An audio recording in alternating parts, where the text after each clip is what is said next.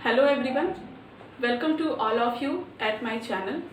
जैसा कि आप सभी जितने लोग मेरे चैनल से जुड़े हुए हैं, आप लोगों को अच्छे से पता होगा कि अभी तक लगभग मैंने 50 प्लस छोटे छोटे इन्फॉर्मेटिव वीडियोस आप लोगों के साथ शेयर किए हैं अपने, जिसमें से लगभग 31 वीडियोस मैंने आप लोगों के साथ इंडियन पिनल कोड यानी कि आईपीसी का शेयर किया है। लगभग 16 अराउंड 16 वीडियोस मैंने आप लोग के साथ कॉन्स्टिट्यूशन के शेयर किए हैं, जिसमें मैंने आई थिंक फंडामेंटल राइट यानी कि मौलिक अधिकारों तक चर्चा की है आप लोगों के साथ। शॉर्ट्स वीडियो यानी कि शॉर्ट्स नहीं बोल सकते क्योंकि शॉर्ट्स 15 सेकेंड या 1 मिनट की ही होते हैं, बट मेरी जो वीडियोस रही हैं उनकी जो लेंथ रही है ज़्यादा से ज़्यादा 2 minute, 3 minute, 4 minute, 5 minute, 6 minute, कोई ऐसी हैं जो कि 15 मिनट तक हैं। तो लगभग उतनी ही एक लिमिट क्राइटेरिया के अंदर, लिमिट टाइमलाइन के अंदर मैंने पूरी कोशिश की कि आप लोग के साथ जो भी इंफॉर्मेशन हो शेयर कर सकूं। और आप लोग अभी तक मेरे चैनल पर मेरे साथ बने हैं, आप लोगों ने देखा ही होगा। थैंक यू सो मच अब तक के आप लोग के जो भी रिस्पॉन्स रही है उसके लिए। इसी चैनल के माध्यम से आज मैं आप लोग के साथ एक नई शुरुआत करने वाली हूँ। और जैसा कि आप यहाँ पर देख रहे हैं, आपको पीछे एक वाइट बोर्ड दिख रहा होगा, मेरे हाथ में ये मार्कर दिख रहा होगा, तो इसी से आप समझ सकते हैं कि आज कुछ तो नया है इस चैनल पर। तो जी हाँ, आज की जो मेरा जो आज से मैं स्टार्ट करने वाली हूँ, मैंने अपने चैनल पर एक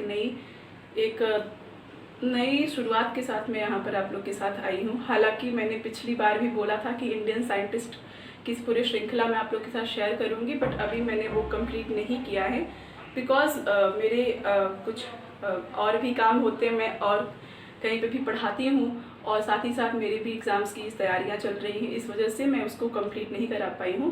बट जैसे ही अगर समय मिलता है तो मैं उसको भी कंप्लीट करूँगी। लेकिन उसके अलावा आज यहाँ पर मैं आप लोगों के साथ दूसरे ही टॉपिक के ऊपर बात करने वाली हूँ। ठीक है, मेरा अपने चैनल को लेकर के एक इनिशिएटिव ये रहेगा कि आप लोग जो भी चाहें किसी भी कॉम्पिटिटिव एग्ज़ाम से रिलेटेड, चाहे वो वनडे हो या फिर ऐसे एग्ज़ाम्स जिसमें मतलब काफ़ी सारे स्टेप्स होते हैं, जैसे कि आप सभी जानते हैं बहुत से ऐसे एग्ज़ाम्स हैं जो कि एक ही दिन में उनका वनडे एग्ज़ाम होते हैं। एक दिन एग्ज़ाम दिया आपने, उसके बाद आपका फाइनल रिजल्ट आता है।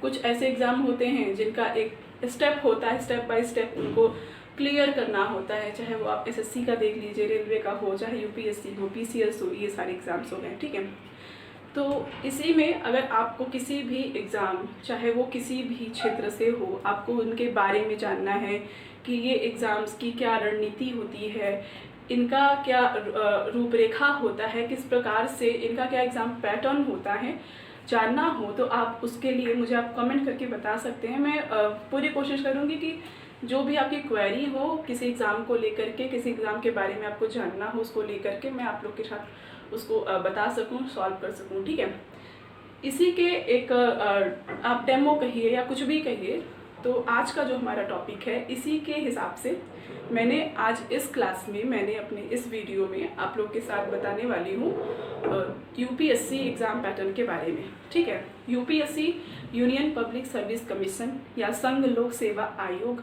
जो भी आप कहिए एज ऑलवेज, इस एग्ज़ाम का जो पैटर्न है, कैसे ये एग्ज़ाम कंडक्ट होता है, किस प्रकार से इसके स्टेप्स होते हैं, इन सभी के ऊपर एक ब्रीफ डिस्कशन रहेगा, बहुत ही कंसाइज रहेगा, छोटा सा। ठीक है, तो देखते हैं क्या है हमारा यूनियन पब्लिक सर्विस कमीशन का एग्ज़ाम पैटर्न। तो जैसा कि मैंने आप लोग से बताया है कि आज हम बात करने वाले हैं यूपीएससी के एग्ज़ाम पैटर्न के ऊपर। ओके, तो इसमें हम पहले तो जानेंगे कि क्या इस एग्ज़ाम का स्टेप्स कितने होते हैं इस एग्ज़ाम में। ठीक है, आप सभी जानते हैं कि ये इंडिया का सबसे टफेस्ट एग्ज़ाम है यूपीएससी। ठीक है, जिसमें आप आईएएस आईपीएस बनते हैं। तो इसमें देखिए 3 स्टेप्स होते हैं। ठीक है, 3 स्टेप्स होते हैं इस एग्ज़ाम के। इसमें जो फर्स्ट वन होता है वो होता है आपका प्रीलिम्स का एग्ज़ाम। ठीक है, सेकेंड वन इज मेंस का exam. Okay, and in the last या थर्ड आप कहिए तो वो होता है आपका इंटरव्यू। ओके, तो ये 3 एग्ज़ाम आपके यहाँ पर यूपीएससी कंडक्ट करवाती है। ठीक है, यूपीएससी संघ लोक सेवा आयोग एक कमीशन है जिसके थ्रू ये एग्ज़ाम कंडक्ट होता है, जिसको हम यूपीएससी का एग्ज़ाम बोलते हैं। इसी एग्ज़ाम को क्लियर करने पर आप आईएएस बन सकते हैं, डीएम बन सकते हैं, आईपीएस बन सकते हैं, आईएफएस बन सकते हैं, जो भी आईआरएस बन सकते हैं। ये सारी जो एग्ज़ाम की पोस्ट हैं वो आपको यूपीएससी के अंतर्गत ही देखने को मिलती हैं। ठीक है, तो जैसा कि मैंने कहा कि 3 स्टेप हैं, पहला प्री, दूसरा मेंस एंड तीसरा आपका इंटरव्यू है। तो यहाँ पर हम बात करते हैं प्रीलिम्स की सबसे पहले। तो देखिए प्रीलिम्स जो है, यहाँ पर प्रीलिम्स के 2 पेपर होते हैं। ठीक है, 2 पेपर होते हैं प्रीलिम्स के। ठीक है, पहला तो होता है जीएस का पेपर। ठीक है, ऑब्जेक्टिव पेपर होता है। प्रीलिम्स में आपके जो पेपर होते हैं वो ऑब्जेक्टिव होते हैं। ठीक है, रिटन नहीं होता, ऑब्जेक्टिव होता है, ऑप्शन दिए रहते हैं। दूसरा इसमें एक आपका जो पहला पेपर होगा वो जीएस का होगा और दूसरा जो होता है वो आपका होता है सीसेट का। ठीक है, सीसेट का पेपर होता है, पहला जीएस का और दूसरा सीसेट का। जीएस के जो पेपर है उसमें 100 क्वेश्चंस होते हैं। ठीक है, और सीसेट का जो पेपर है इसमें आपके 80 क्वेश्चन होते हैं, 80 क्वेश्चंस होते हैं। ठीक है, जीएस के पेपर में 100 क्वेश्चन और सीसेट के पेपर में 80 प्रश्न होते हैं, लेकिन जो नंबर होता है वो दोनों का सेम होता है, यानी कि इन दोनों का मिला करके जो मार्क्स होता है वो 200 ईच होता है। ठीक है, यानी कि 200 नंबर का आपका जीएस का पेपर 1 भी होता है और 200 नंबर का ही आपका सीसेट का भी पेपर होता है। ठीक है, इसमें एक क्वेश्चन पे 2.5 नंबर होते हैं और इसमें एक क्वेश्चन पर 2 नंबर होते हैं। ठीक है, और इस हिसाब से आपके ये दोनों पेपर आपके कंडक्ट होते हैं यूपीएससी का प्रीलिम्स में। एक ही दिन में पेपर होता है, अलग अलग टाइम पे।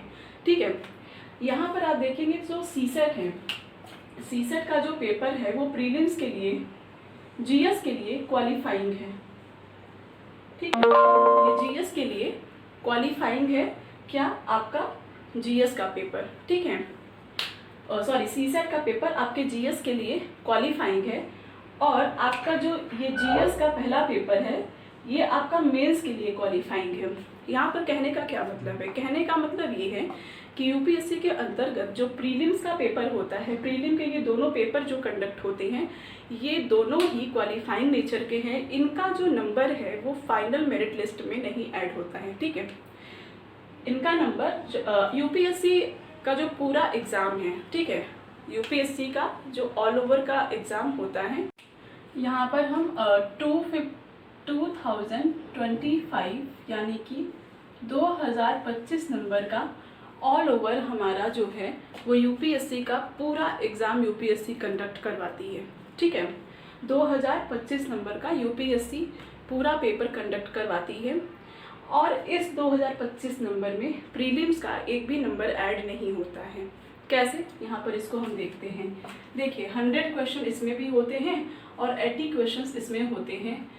ये भी 200 नंबर का रहता है और ये भी 200 नंबर का रहता है, लेकिन इस 200 नंबर का 33% क्राइटेरिया क्रॉस करने के बाद ही आपका जीएस की जो पेपर है उसका नंबर आपका देखा जाएगा, उसकी कॉपी आपकी चेक होगी। अगर आप सीसेट के 33% की क्राइटेरिया को पार करते हैं तब आपका यहाँ पे जीएस का ये पेपर आपका चेक होगा और उसके बाद इस 200 नंबर में से अगर आप कट ऑफ के अकॉर्डिंग अगर आप इसको क्रॉस करते हैं तब आप एलिजिबल होंगे मेंस में बैठने के लिए। यानी कि ये दोनों ही पेपर एक प्रकार से क्वालिफाइंग नेचर के हैं। ठीक है, क्वालिफाइंग नेचर है किसके लिए? मेंस के लिए, मुख्य परीक्षा के लिए। ठीक है, दोनों ही पेपर मुख्य परीक्षा के लिए क्वालिफाइंग नेचर के हैं। जीएस यूपीएससी प्री में 2 पेपर होते हैं, जीएस का पहला पेपर और दूसरा पेपर सीसेट का। दोनों ही एक प्रकार से क्वालिफाइंग है। फाइनल मेरिट लिस्ट में फाइनल 2025 नंबर में यहाँ पर इन दोनों का एक भी नंबर ऐड नहीं होता है। ठीक है, दोनों पेपर एक ही दिन में होते हैं, 2-2 घंटे के पेपर होते हैं, दोनों एक ही दिन में कंडक्ट होते हैं, ठीक है। और ऑब्जेक्टिव टाइप के होते हैं, यानी कि विकल्प दिए रहते हैं, एक प्रश्न होगा, 4-5 विकल्प होगा, वहाँ से आपको उत्तर अपना टिक लगाना है, ठीक है। लेकिन जो मेंस का पेपर है, जो सेकंड हमारा स्टेप है, हमने बात की कि ये 3 स्टेप्स में होते हैं, जिसमें से पहले स्टेप की हमने चर्चा कर ली है। वो कौन सा है? वो है प्रीलिम्स का, ठीक है। प्रीलिम्स का है आपका, जो कि ऑब्जेक्टिव टाइप है। दूसरा जो हमारा मेंस का है, ये है रिटन यानी लिखित परीक्षा, ठीक है। मेंस का जो आपका पेपर है वो रिटन होता है, और इसमें आपके कुल 9 पेपर यूपीएससी लेती है। मेंस के एग्ज़ाम में आपको 9 पेपर देने होते हैं। कैसे? अगर इसका हम सब टॉपिक देखें, इसको हम डिवाइड करें सब पॉइंट में, तो यहाँ पर देखिए 4 पेपर जो हैं वो आपके जीएस के होते हैं, ठीक है। एक पेपर आपका ऐसे का होता है, ठीक है। 2 पेपर आपके ऑप्शनल सब्जेक्ट के होते हैं, ठीक है। और उसके बाद 2 पेपर आपके होते हैं क्वालिफाइंग, हिंदी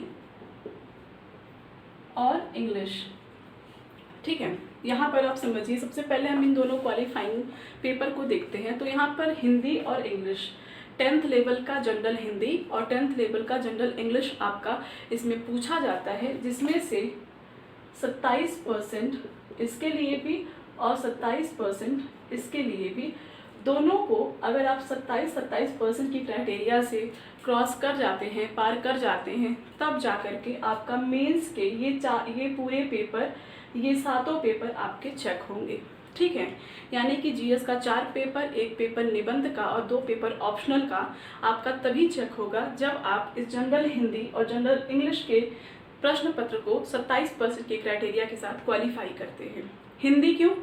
हिंदी देखिए, हम लोग उत्तर भारत में रहते हैं, हमारी जो एक तरीके की राजकीय भाषा है वो हिंदी है, इसीलिए हम हिंदी का पेपर देंगे।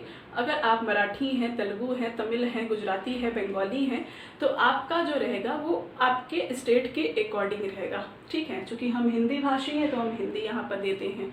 इंग्लिश पूरे ऑल ओवर इंडिया के लिए, सबके लिए सेम है, ठीक है। तो यहाँ 27% का ये पूरा क्राइटेरिया रहेगा। बात करते हैं अगर हम जीएस की, तो जीएस में 250 ईच, यानी कि चारों पेपर 250 नंबर के होते हैं।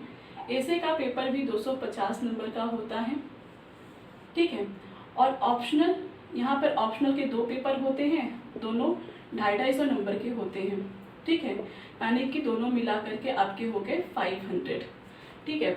और यहाँ पर अगर हम इन सब को अगर देखें तो देखिए, सबसे पहले हम यहाँ पर जीएस में सब्जेक्ट्स की अगर बात करें तो जीएस का पेपर 1, अगर हम यहाँ पर सब्जेक्ट्स देखें कि मेंस में कौन कौन से सब्जेक्ट्स हैं जो हम पढ़ते हैं जीएस के पेपर के अंतर्गत, तो चूँकि जैसा मैंने कहा कि जीएस के 4 पेपर होते हैं, तो जीएस पेपर 1 में कौन कौन से विषय हैं ये मैं यहाँ आप लोग के साथ डिस्कस करती हूँ। देखिए, जीएस पेपर 1 में एक तो आपका हो गया हिस्ट्री में वर्ल्ड प्लस आपका मॉडर्न इंडिया, ठीक है। उसके बाद आपका आता है geography, world plus Indian, okay. Then आपका आता है आर्ट एंड कल्चर। उसके बाद आपका आता है सोसाइटी, भारतीय समाज, इतिहास में भारत का आधुनिक इतिहास और विश्व का इतिहास। उसके बाद विश्व का भौतिक भूगोल यानी कि physical geography of the world, and then आपका ज्योग्राफी ऑफ इंडिया यानी कि भारत का भूगोल। उसके बाद आपका आता है भारत की कला एवं संस्कृति, और देन भारतीय समाज, ठीक है। अब बात करें पेपर 2 की, तो पेपर 2 के अंतर्गत अगर हम देखें तो इंडियन पॉलिटी, भारतीय राज्य व्यवस्था, इंटरनेशनल रिलेशन, अंतर्राष्ट्रीय संबंध, गवर्नेंस, सुशासन। उसके बाद आपका आता है सोशल जस्टिस, सामाजिक न्याय। देन आपके कुछ गवर्नमेंट के स्कीम्स होते हैं जो भी इसी के अंतर्गत आ जाते हैं, ठीक है। उसके बाद आपका 3rd पेपर अगर हम देखें तो सबसे मोस्ट इम्पॉर्टेंटली आपका इकोनॉमी, भारतीय अर्थव्यवस्था, देन साइंस एंड टेक, विज्ञान एवं प्रौद्योगिकी, एंड देन आपका आता है इन्वायरमेंट एंड इकोलॉजी, पर्यावरण एवं पारिस्थितिकी, और science tech, economy, environment, and then आपका आता है डिजास्टर मैनेजमेंट, आपदा प्रबंधन, उसके बाद आपका इंटरनल सिक्योरिटी, आंतरिक सुरक्षा, उसके बाद आपका चौथा पेपर लास्ट में आता है जो कि कंडक्ट होता है एथिक्स का। ठीक है, तो ये सारे सब्जेक्ट्स हैं, अराउंड 80 to 20 सब्जेक्ट्स ऐसे हो जाते हैं। एक बार आप इनको अलग अलग करें और कुछ और, तो उस हिसाब से अराउंड 80 to 20 सब्जेक्ट्स ऐसे हो जाते हैं जो कि जीएस के पेपर में हमें रीड करनी होती हैं। ठीक है, और चूंकि ये चारों जो है 250 नंबर के हैं, तो ऑल ओवर 1000 नंबर का जीएस का ये पूरा पेपर जो है वो कंडक्ट होता है, चारों पेपर। ठीक है, यानी कि जीएस के चारों पेपर को मिला करके पूरे 1000 नंबर के प्रश्न पत्र हो जाते हैं। और चूंकि 250 नंबर का आपका यहाँ पर निबंध है और 500 नंबर का यहाँ पर आपका क्या है ऑप्शनल का, इन्हें अगर हम ऐड करें तो 500 + 250 + 1000 इज इक्वल टू 1750 नंबर का ये आपका पूरा मेंस का पेपर रहता है। ठीक है, आपने यहाँ पर देखा कि क्वालिफाइंग पेपर जो है इनके नंबर जो है वो नहीं ऐड होते हैं। क्यों? क्योंकि ये क्वालिफाइंग होते हैं, इनको बस क्वालिफाई करना होता है। और प्रीलिम्स आपने यहाँ पर देखा, प्रीलिम्स के भी एक भी नंबर ऐड नहीं होते हैं। बाकी बचा यहाँ पर 1750 नंबर, 2025 नंबर में से 1750 नंबर आपका मेंस का ये 7 पेपर मिला करके आते हैं। बचा आपका 275 नंबर, तो वो आपका कहाँ चला गया? वो आपका चला गया इंटरव्यू में। ठीक है, यानी कि 275 नंबर का आपका पूरा इंटरव्यू होता है, और यहीं पे अगर आप ये 1750 ऐड करते हैं तो 2025 नंबर का टोटल यूपीएससी की रैंकिंग बनती है। ठीक है, और इसी के अकॉर्डिंग रैंकिंग जो भी आपकी आए, आपको आपकी पोस्ट मिलती है। ठीक है, इसी के अकॉर्डिंग। तो यहाँ पर आप लोगों ने डिटेल से देखा, यहाँ पर हमने कि यूपीएससी के एग्ज़ाम में 3 स्टेप्स होते हैं, पहला प्रीलिम का, दूसरा मेंस का, तीसरा इंटरव्यू का। प्रीलिम दोनों ही क्वालिफाइंग है, दोनों के नंबर ऐड नहीं होते हैं। मेंस में 9 पेपर होते हैं जिसमें से 2 क्वालिफाइंग है और 7 रिटन पेपर ऐसे होते हैं जिनका 1750 नंबर पूरा लास्ट मेरिट 2025 में जुड़ता है, और बाकी 275 नंबर का आपका इंटरव्यू है।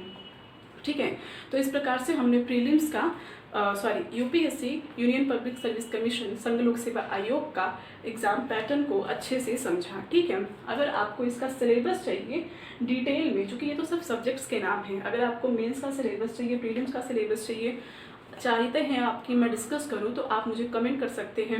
इसके इतर भी आपको कोई भी चीज़ अगर जाननी हो, किसी आप पर्टिकुलर सब्जेक्ट्स को अगर आप चाहें कि मैं आप लोग को उससे पढ़ाऊं, तो आप वो भी मुझे कमेंट कर सकते हैं। किसी और कॉम्पिटिटिव एग्ज़ाम के बारे में आपको जानना हो तो वो भी आप मुझे बता सकते हैं। तो फिलहाल के लिए इस वीडियो में सिर्फ इतना ही है। यूपीएससी का पूरा एग्ज़ाम पद्धति जो है परीक्षा की, वो मैंने आप लोग के साथ शेयर किया। ठीक है, तब तक के लिए thank you so much for watching my videos. Okay, thank you.